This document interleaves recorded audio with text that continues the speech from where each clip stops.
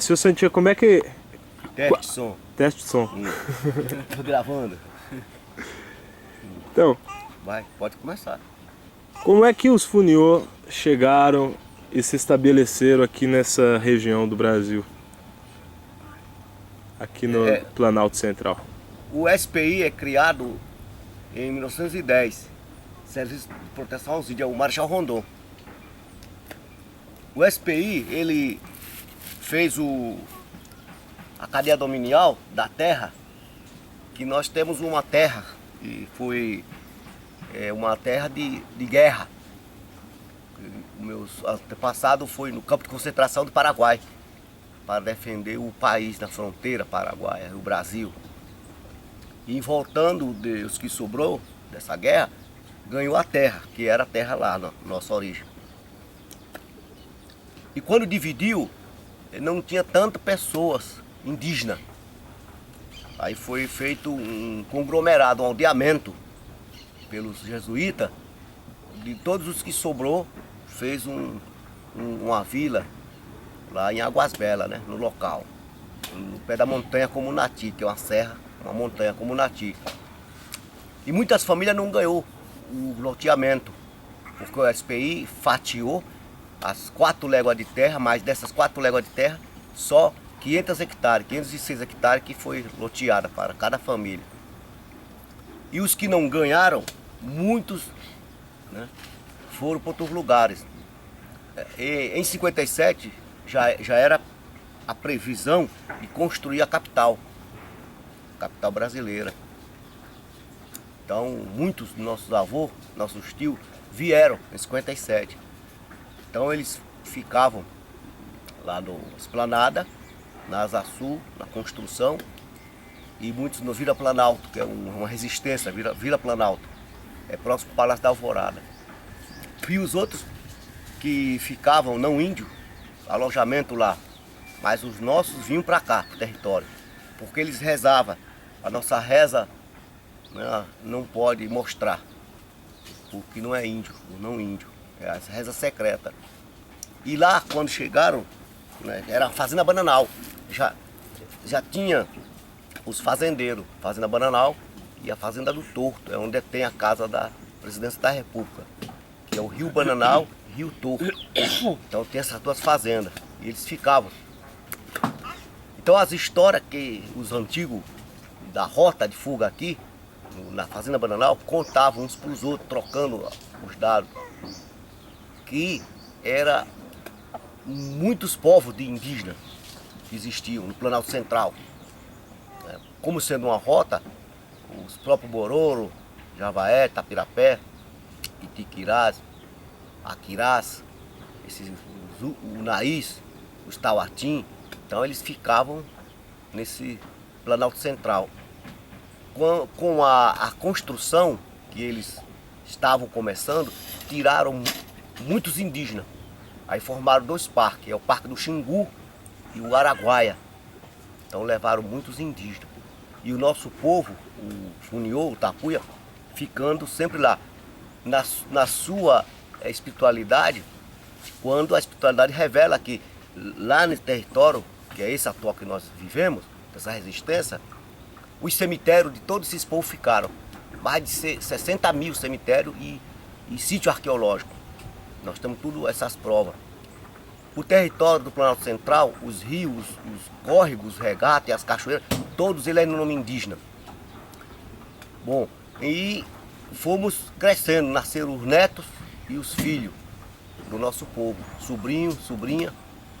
Então, nós estamos com esse último trabalho de resistência.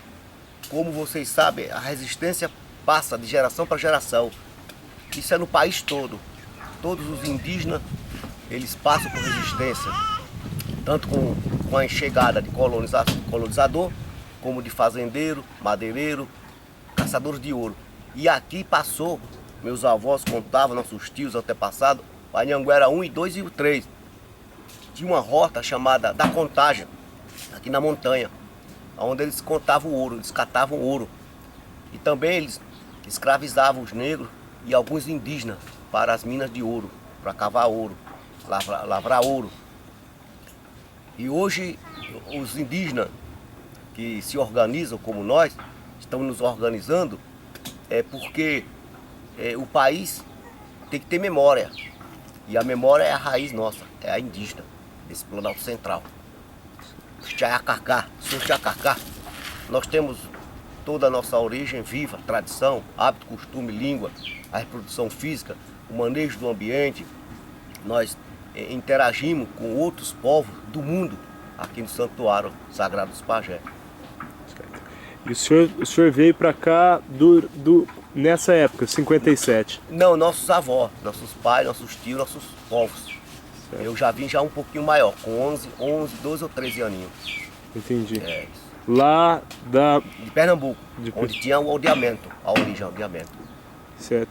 E os seus pais, quando seu pai, seus avós vieram para cá, eles vieram em quantos, mais ou menos? Eram mais de 100 indígenas. Aí acabando as firmas, né? Aí eles iam para outros lugares. Hoje tem indígenas aí em São Paulo, tem na Boca do Acre, Paraná, Rio Grande do Sul, Goiás, muitos, né? Se juntasse muitos desses povos, daria muitas aldeias indígenas. O senhor chegou aqui com quantos anos? 11 aninhos para frente. Que ano que era isso?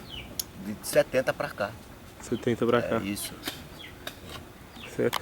E conta como é que era, os indígenas naquela época, da história que o senhor escutava do seu pai, dos seus avós, os trabalhadores que trabalhavam na construção aqui de Brasília, eles eram tratados diferente dos outros funcionários, como é que era o tratamento destinado aos indígenas candangos? Não, aos indígenas candangos não tinha diferença, né? Era um trabalhador comum. Uhum. Muitos não tinham nem registro, trabalham período noturno, sem salubridade. Era um trabalho quase escravo.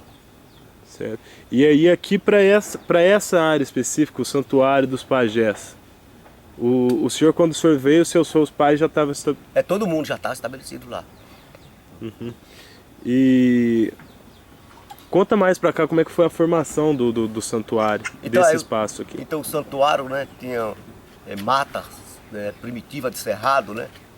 Não tinha uma residência, só floresta mesmo, de cerrado, nativo, testemunhal, né? E poucas pessoas. Agora, formava-se muitas vilas de volta de nós, né? Vila de Formosa, Vila dos Couros, e também aqui no plano piloto, formava aqueles barracões grandes, aquelas vilas de tábua, né? Era assim. Muitos viviam nas matas, né? Em lonas, barracas de lona. Entendi. E vieram para cá, para esse lugar, justamente por causa dessa questão espiritual que o senhor está dizendo, da necessidade da religião demandar mais isolamento, né? O isolamento, exatamente. O tranquilo, né? Mais isolado, né? Para a prática da sua tradição.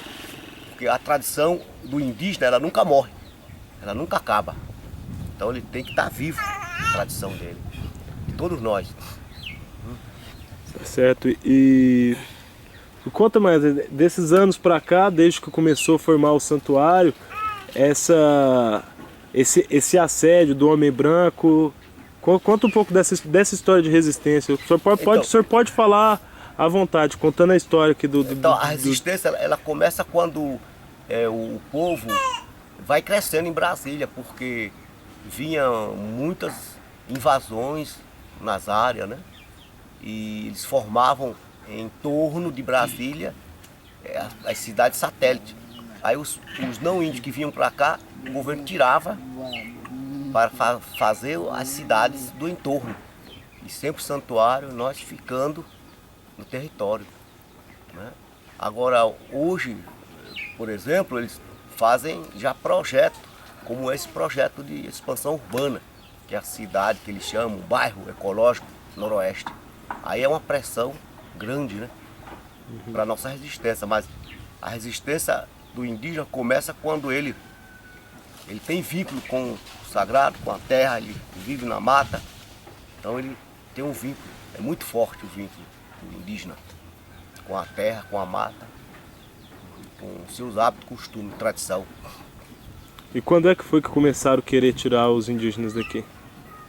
Bom, eles nunca tentaram tirar, eles sempre vieram fazer bairro, né? Fazer moradia dos não índios, né? Então, muitos dos não índios já foram, muitos voltaram também, os não índios, para próximo, né? Então tem acontecido isso. Agora o governo atual, eles querem fazer melhora no bairro, para indígena, fazer casas com alvenaria, casa com água, luz, esgoto, infraestrutura, que os brancos chamam, né? É isso. E falando em água, Luiz, quando começou essa construção aqui do Noroeste, vocês vieram sofrendo várias... uma pressão muito forte. Fala de toda essa pressão, a questão da água, por exemplo, aqui. Então, a questão da água, porque quando eles começaram a escavar próximo, muitos das nascentes já morreu. Eles cavavam, tiravam calcário, passavam os tratores. Aí as nascentes foram acabando da água. Mas a FUNAI pediu água, uma rede de água. Pô, aí, quando veio essa construção de prédio, eles roubaram a derivação da nossa rede de água. Hoje nós temos água encanada, compramos a água, mas eles roubaram a nossa rede de água. Então esse é um dos problemas. Aterraram as nascentes aqui em cima. Aterraram, não é isso? E o meio ambiente sofre um impacto bem grande com tudo isso. É perigoso, né, com o meio ambiente. A preocupação do índio é com o ambiente. E aqui, e as consequências, depois que teve esse desvio aí da água, o que mudou aqui no santuário? Mudou muito, porque nós temos o herbário de medicinal das plantas, então a gente produz, que é um meio de sobrevivência, produz muda do cerrado para remanejo, melhorar o clima, melhorar as plantas e a qualidade de vida. Então nós estamos esperando só a chuva agora para recomeçar as plantações, roça tradicional e os viveiros de muda das plantas do cerrado.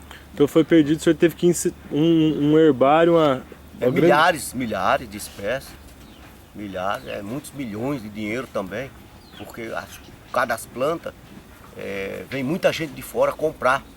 Eles vêm comprar para replantarem também. Então existe uma legião grande de povos que vêm para cá, para o santuário, para comprar, levar para reflorestar. E as aldeias também. Eles levam as mudas para suas aldeias, para replantar, das espécies medicinal. E aqui tem remédio. Aqui na área do santuário tem remédio para quê? O senhor tem cura para quê? Tem muito remédio. Tem para câncer, para mioma, cisto, corrimento, secreção, doenças venéreas, asma, bronquite, artrite, artrose, sinusite, né? Dor nos ossos, muscular, queda de cabelo, para sabão, para bicho de pé, para fazer assim, banho de cura espiritual. São 6.000 qualidades do cerrado que nós temos. E além de existir a planta, é necessário existir o conhecimento. O conhecimento dela. Sobre essa ciência. Sobre essa ciência, isso. Tem que conhecer e também cuidar, o guardião da planta. Tem que cuidar dela, né? Não pode deixar ela, né, sem cuidar. Principalmente na época de fogo. Como você viu, é fogo, né? Tem acontecido um proposital, fogo criminoso, nós apaga incêndio para cuidar, preservar mais a floresta. Já tacaram fogo aqui já? Já, a cada ano eles fazem. Essa é uma questão que nós cuida também, né? Do incêndio, das matas. Tanto do Parque Nacional também, que é vizinho. É um corredor só. E o Triste Coloral. E antes do senhor, seu pai que tomava aqui, ele tomava conta, ele era o pajé também? Todo mundo, Eles cuidavam todo mundo aqui. Muita nação. E até a nação dos Cuicuru, Calapalo. E aqui no Rio Taquari, eles moraram aí. Depois foram pro Xingu. Mas essa área aqui é Tapuia, Funiú. Isso, E fala um pouco do trabalho que o senhor desenvolve aqui, que aqui também é um lugar de reunião onde o senhor recebe a visita de outros... Os órgãos, né? Órgãos e nações de povos. Então vem as reuniões de povos para fazer, né, encontro, seminário, simpósio, conferência, né, jornada de arqueologia, antropologia, indigenismo, música, espiritualidade, encontro também de remédios, de curas, né? sempre vem, as escolas, faculdades, e pesquisador do mundo. Essa semana que passou nós recebemos um inglês aqui, segunda vez que ele já vem aqui. Ele pesquisa a antropologia do Cerrado, é um homem muito bom. Então a UNB também nós temos já também apoio da Universidade de Brasília, para cuidar melhor. Então, desse trabalho de criar as mudas, de cuidar desse trabalho medicinal, tem também esse trabalho espiritual e de troca de conhecimento, né? Troca de conhecimento com nações indígenas e povos do mundo, né?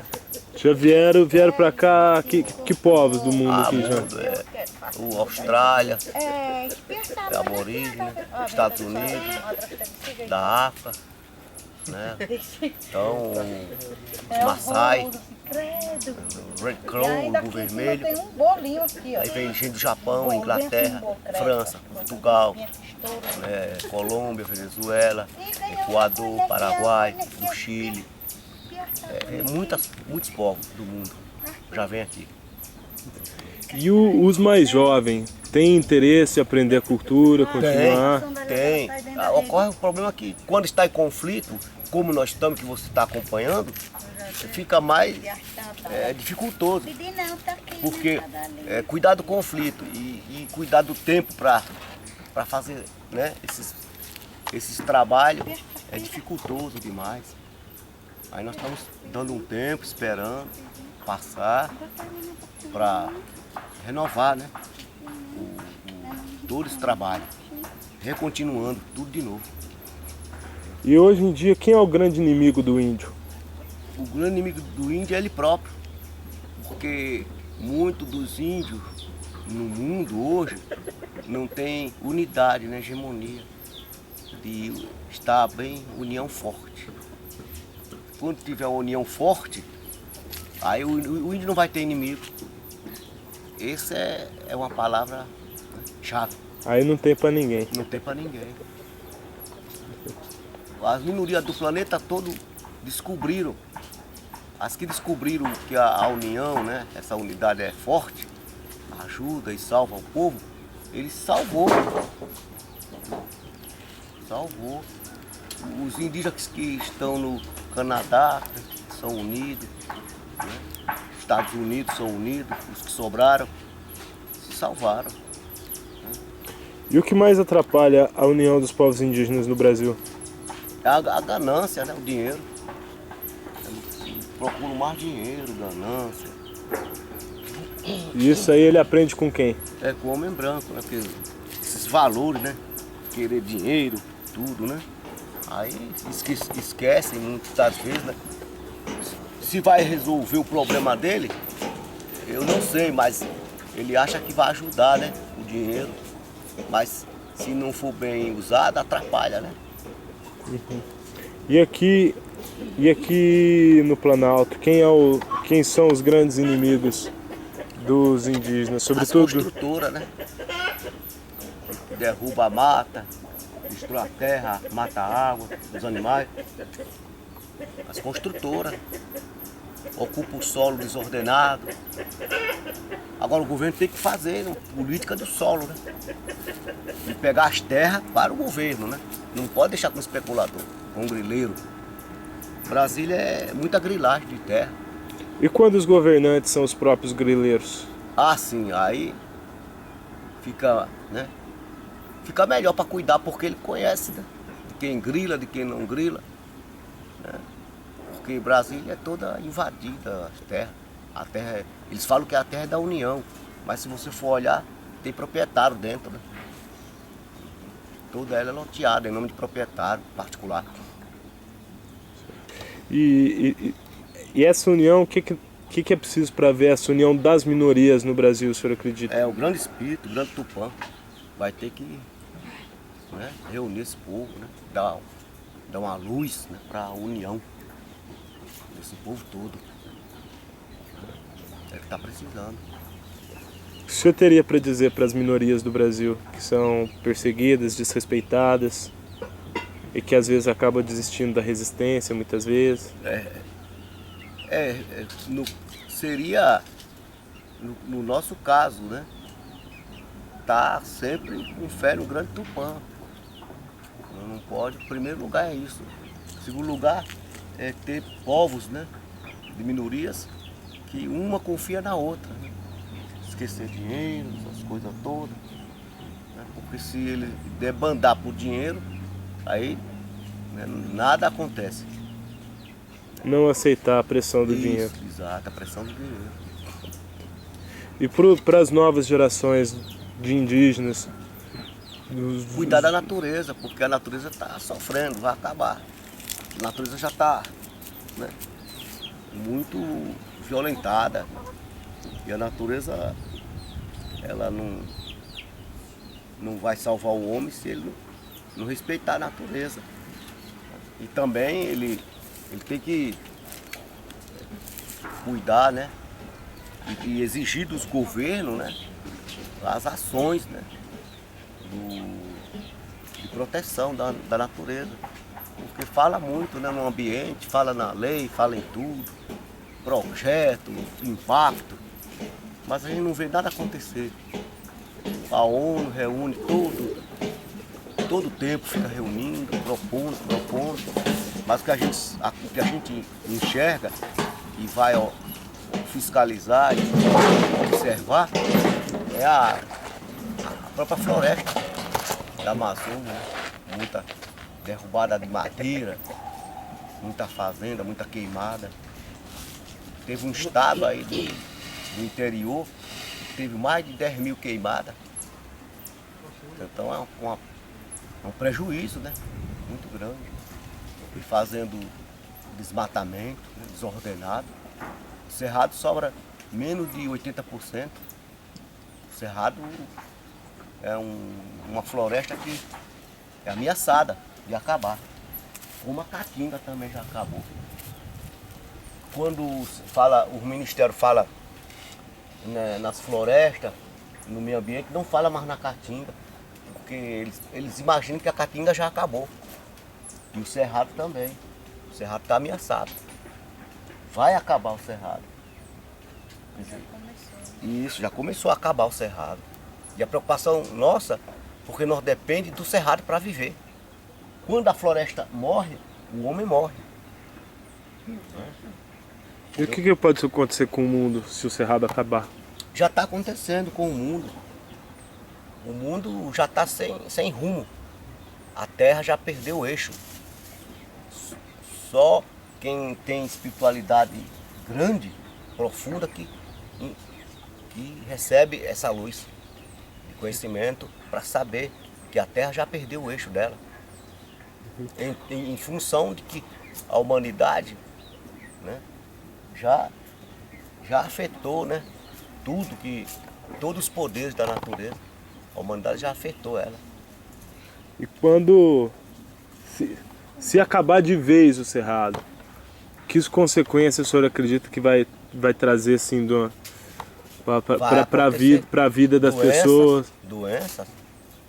As doenças vai diminuir o povo todo com as doenças desconhecidas. Porque os espíritos da floresta de Cerrado vai procurar os seus corpos. Aí vai atacar os corpos humanos. Depois vem a fome e a sede. Aí vai haver guerra.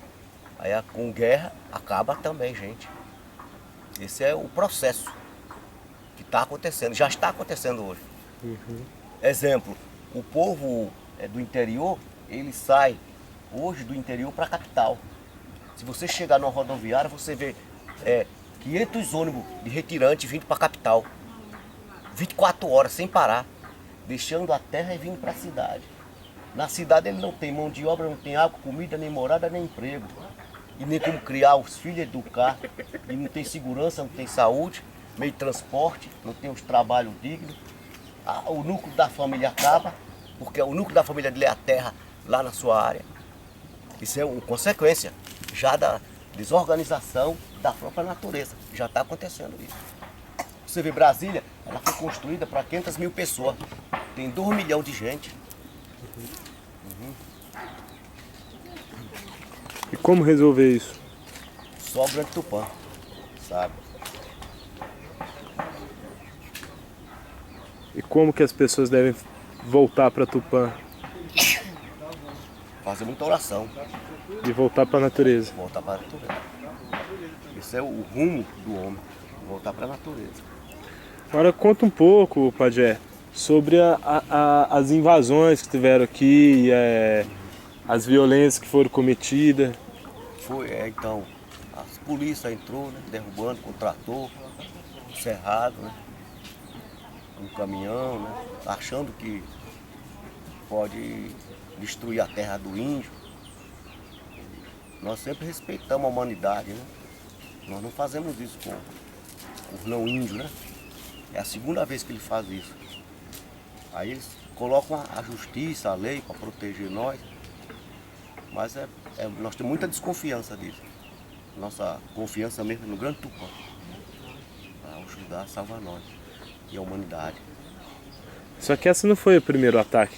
É o segundo. Tá. Como é que foi o primeiro? Primeiro eles passaram o trator. Derrubaram 500 metros quadrados de área. Aí nós interditamos o trator. Para não matar a floresta do cerrado. E mataram espécie protegida? Muita espécie protegida, centenária, jacarandá, sucupira, jatobá, piqui, peroba, macaquimão, e as plantas rasteiras, japecanga, milhares, né, quina. Mas é o trabalho do homem, o homem está sem rumo, né? Dentro da terra, dos funiô. Da terra, E houve alguma reparação? Nenhuma. De nada. Nenhuma. Nem ambiental, nem material. Não. E com relação a... Ouvi uma história, teve um incêndio, que incendiaram a casa aqui já. Quando foi isso? Quem que foi? Isso, que história é essa? 2008. Tocaram fogo na casa do meu irmão. Né? Para desintrusão, né? Para não deixar a terra. É uma prática que sempre faz no cerrado. Quem foi? A terra capa. A imobiliária. Foi a imobiliária. Foi feita a queixa na polícia? Foi feito, está fazendo perícia. A Polícia Federal. Perícia. Mas já faz 3 anos. Não foi concluída a perícia ainda? Ainda não. Então será que um dia vai ser terminada essa perícia? Ou será que não há interesse de terminar? Não há interesse não, eu creio que não. Porque eles são comprometidos, né, com esses povos, né, de dinheiro, né, imobiliária, construção. É isso. E como que foi? As pessoas estavam dormindo? Conta essa história. Eram umas 10 horas do dia. Jogaram combustível, tocaram fogo. Chegaram? Conta a história toda, essa história aí. Foi um senhor daqui, correu 6 quilômetros lá no meu trabalho e avisou que estava tendo incêndio lá numa casa. Aí eu vim com o procurador da FUNAI, quando cheguei já estava um incêndio grande. O bombeiro não conseguiu apagar o incêndio. Queimou tudo. Roupa, alimento, móveis. É um domicílio total queimado. Foi feito isso. E viu a pessoa que foi? Não viu. Onde que estavam as pessoas da casa do seu irmão, as pessoas que moram? Eles tinham viajado a trabalho. Esse foi o ato de maior violência. Maior violência. Certo.